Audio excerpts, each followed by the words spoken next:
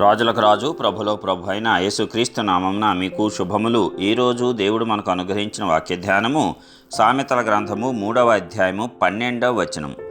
తండ్రి తనకు ఇష్టుడైన కుమారుని గద్దించు రీతిగా యెహోవా తాను ప్రేమించు వారిని గద్దించును. ప్రియులారా, ఈ వాక్య ధ్యానాన్ని మనం పరిశీలించినప్పుడు దేవుడు ఎవరినైతే ప్రేమిస్తాడో వారిని శిక్షకు అప్పగిస్తాడంట. ఇదేంటి? కాపాడాలి తప్పిస్తే శిక్షించేటువంటి వాడు దేవుడు ఎలాగ అవుతాడు అనుకోవటం చాలామందికి వచ్చేటువంటి ప్రశ్న.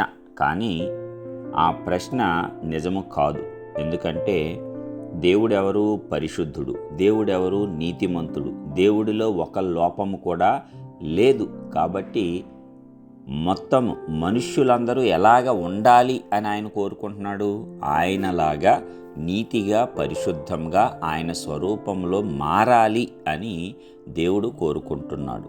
దాని నిమిత్తము ఆయనను అంగీకరించిన వారిని, అనగా ఆయన కుమారుని యందు, యేసుక్రీస్తునందు విశ్వాసం ఉంచేటువంటి వారిని అందరినీ కూడా ఆయన శిక్షిస్తాడు. ఎందుకంటే ఆ శిక్ష మన మేలు కోసమే, మనలో ఉన్నటువంటి ప్రతి విధమైన వ్యర్థతలు తొలగిపోవటానికి మాత్రమే, అంతే తప్ప మనలను నశింపజేయటానికి కాదు. కుమారుని శిక్షించుము, వాడు చావవలనని కోరవద్దు, లేకపోతే వాడు నీ త్రోవ నుంచి విడిచిపోతాడు అని కూడా సామెతల గ్రంథంలోనే మరొక్కసారి భక్తుడు వ్యాఖ్యానిస్తాడు. కాబట్టి ప్రభువు చెప్తున్నది ఏమిటి? నేను మిమ్మల్ని పిల్లలుగా ఎంచుకున్నాను.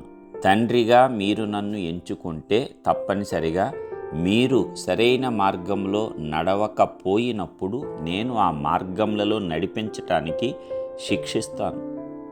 కాబట్టి ఆ శిక్షని మీరు తృణీకరించొద్దు. అంగీకరించిన వాడే బాగుపడతాడు.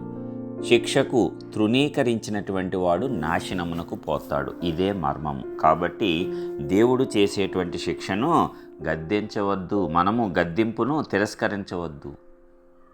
కాబట్టి మనము ఆయన చేతిలో పడుట న్యాయం. అందుకే దావీదు అంటాడు, నేను మనుషుల చేతిలో, ఇంకో చేతిలో వద్దు, నీ చేతిలో పట్ట మేలు. ఎందుకంటే నీవు శిక్షించినా సరే కరుణ చూపించేటువంటి దేవుడవు. మరి తల్లి తండ్రి బిడ్డలను శిక్షిస్తారు. ఎందుకు? వారి మేలు కోరే. ఎందుకు శిక్షించాల్సి వస్తుంది? వారు చెప్పిన మాట విననప్పుడు, వారు చేయవద్దు అని చెప్పిన పనులు చేస్తూ ఉన్నప్పుడు మాత్రమే శిక్షిస్తారు. ఊరకని ఎవరు శిక్షించరు కదా.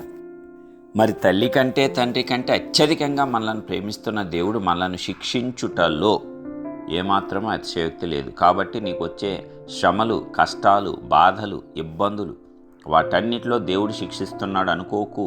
వాటి ద్వారా నిన్ను శుభ్రపరుస్తున్నాడు. ఆ శిక్షలో ఆయన ప్రేమ, ఆయన కనికరము, ఆయన జాలి, ఆయన కాపుదల అన్నీ కూడా ఉన్నాయి. అంతా ఆయన కంట్రోల్లోనే జరుగుతుంది. ఆయన కంట్రోల్ తప్పి ఏది జరగటానికి ఆస్కారమే లేదు. కాబట్టి చింతించొద్దు, పర్వాలేదు, ఇదంతా నా దేవుని హస్తంలోనే జరుగుతుంది. కాబట్టి ఆయన తన చేతి నీడలో నన్ను కాపాడతాడు. కాబట్టి ఆయనే చూచుకుంటాడనే నమ్మకము, విశ్వాసము నీకు దేవునిపైన ఉండాలి. అప్పుడు ఆయన సంతోషిస్తాడు. ఎందుకంటే మనల్ని శిక్షించడము ఆయనకు కష్టమైన పనే. ఆయన బాధపడతాడు. అయినా సరే మనం నశించిపోకూడదు కదా. చివరికి మనము ఎక్కడికి ప్రవేశించాలి? ఆయనతో పాటు జీవించటానికి యుగయుగములు ఆ రాజ్యంలో ప్రవేశించాలి. మరి అలాంటి పరిశుద్ధత లేకుండా మనము ప్రవేశించుట దుర్లభము. కాబట్టి ఆయన పరిశుద్ధత కోసము మనలను శిక్షకు అప్పగిస్తున్నాడు. కాబట్టి మనం అందరము ఆయన చేసేటువంటి శిక్షను తృణీకరించవద్దు. ఎందుకంటే ఆయన మనలను ప్రేమిస్తున్నాడు. తనకిష్టమైన కుమారులము కాబట్టి మనలను గద్దిస్తాడు. ప్రేమించే వారినే గద్దిస్తాడంట. ప్రేమించిన వారికి గద్దింపు లేదు. అందుకే నీవు లోకంలో అనుకోవచ్చు అనేక మార్లు అందరికీ విశ్వాసులకు వచ్చేటువంటిది ఇదే. నేను ఇంత భక్తిగా నీతిగా ఉన్నా నాకే ఈ కష్టాలు. వాడికి దేవుడు లేదు, భక్తి లేదు, ఎంత ఆనందమైన జీవితం జీవిస్తున్నాడో. బట్ అది అశాశ్వతమైన జీవితము.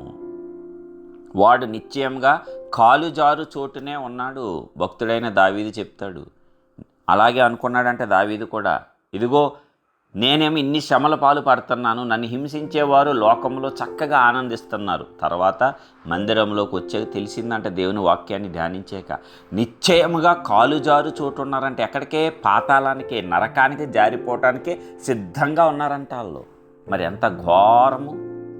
కాబట్టి దేవుడు అలాంటి కాలు జారే చోటులోంచే మనల్ని తప్పించటానికి ఆ శిక్షను అనుమతిస్తున్నాడు. ఆయనే శిక్షిస్తున్నాడు. కాబట్టి తండ్రికి ఇష్టుడైన కుమారులు కుమార్తెలందరినీ కూడా ఆయన శిక్షిస్తాడు. తాను ప్రేమించే వారినే గద్దిస్తాడు. కాబట్టి ప్రేమింపబడే గుంపులో ఉందామా, ద్వేషింపబడే గుంపులో ఉందామా మనమే నిర్ణయించుకోవాల్సిన అవసరం ఉంది. మనము దేవుణ్ణి ప్రేమిస్తే ఆయన ఇచ్చే శిక్షను మనము సంతోషంగా అంగీకరిస్తాం. దాని తర్వాత అనేక రెట్ల ఆశీర్వాదాన్ని ఆయన మనకు అనుగ్రహిస్తాడు. కాబట్టి ఆయన మీద నమ్మకంతో, విశ్వాసంతో ముందుకు సాగిపోదాం. ప్రభు కృప ఆ కష్టాల్లో, శ్రమల్లో మనకు తోడుగా ఉండి మనలను నడిపించునుగాక. ప్రార్థించుకుందాం. కృపా సత్య సంపూర్ణుడా, స్తుతులకు పాత్రుడైన ప్రియ పరలోకపు తండ్రి, మీ ఘనమైన శ్రేష్టమైన నామానికి వందనాలు చెల్లిస్తున్నాం. ఇప్పటి వరకు అద్భుత రీతిలో కాపాడి ఉన్నారు. మరొక నూతన దినంతో పాటు గొప్ప వాక్యంతో మమ్మల్ని ఆదరించినందులకు కూడా మీకే స్తోత్రములయ్యా. ఇదిగో తండ్రి, మరి అవును, నీవు మమ్మల్ని ప్రేమిస్తున్నావు అయ్యా. నీకు ఇష్టలైన వారినే నీవు గద్దిస్తావు, ప్రేమించే వారినే గద్దిస్తావు. కాబట్టి నీ యొక్క ప్రేమ నుంచి మేము తప్పిపోకుండా, మేము నీ యొక్క మార్గంలోంచి కాలు జారి నరకంలో పడిపోకుండా నీవే మమ్మల్ని కాపాడి రక్షించండి. కాబట్టి మేమందరము కూడా విధేయులమవుతాము. నీ శిక్షకు మేము లోబడతాము. నీవు శిక్షించుట మాకు మేలు. కాబట్టి మేమందరము మా ప్రవర్తన అంతటి మీద నీ అధికారానికి ఒప్పుకొనుచు, మా త్రోవలను నీ ద్వారా సరళము చేసుకొనుచు, మరి నీకు ఇష్టలైన కుమారులు కుమార్తెలుగా నీవు ప్రేమించేవారుగా ఉండటానికి కృపనిచ్చి ఆశీర్వదించి మీ నామాన్ని ఘనపరచుకోండి. మహిమ ఘనత ప్రభావంలో ఆరోపిస్తూ యేసుక్రీస్తు పరిశుద్ధ నామమున ప్రార్థించి పొందుచున్నాం తండ్రి. ఆమేన్.